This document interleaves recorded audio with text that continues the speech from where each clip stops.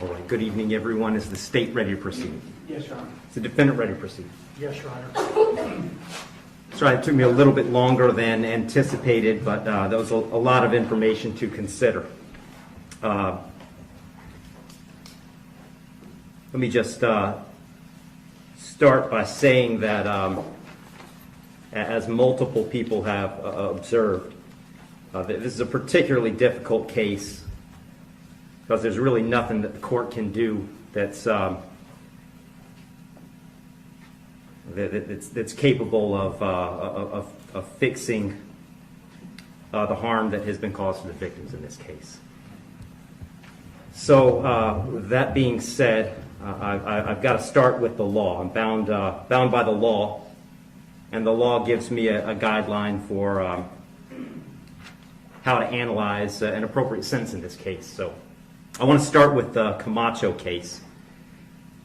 It's really the first thing I need to address is whether or not the court's going to depart from the minimum in this case, which is 222 months or approximately 18 and a half years in the Florida State Prison as a minimum.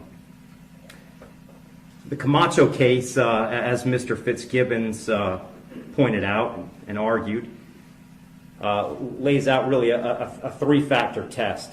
Is there a valid legal basis for departure?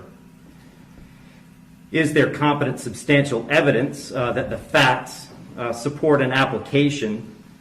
Or do the facts apply to the departure basis that is being asserted? To both of those questions, I answer those yes. There is a valid legal basis for departure, and there is competent substantial evidence that would support a departure. And really, I'd find that as to all of the departure bases argued, with the exception of the disparity argument. I'll just comment on that one for a moment. The defendant has argued that an available basis for departure is the disparity between the guidelines and the sentence that Mr. Barano got. I don't agree with that. I agree that disparity could potentially be an available legal basis for departure. But in this case, I don't think it applies because I do think that there are important substantive differences between the facts as applied to Mr. Barano and the facts as applied to Mr. Heron. The state's put those on the record. I won't elaborate on it too much other than to say I think that the difference, the age of majority for Mr. Heron is one of those. But mostly I just think that the facts are different as between those two defendants. And so I don't believe that the facts in this case support that as a departure basis because I believe that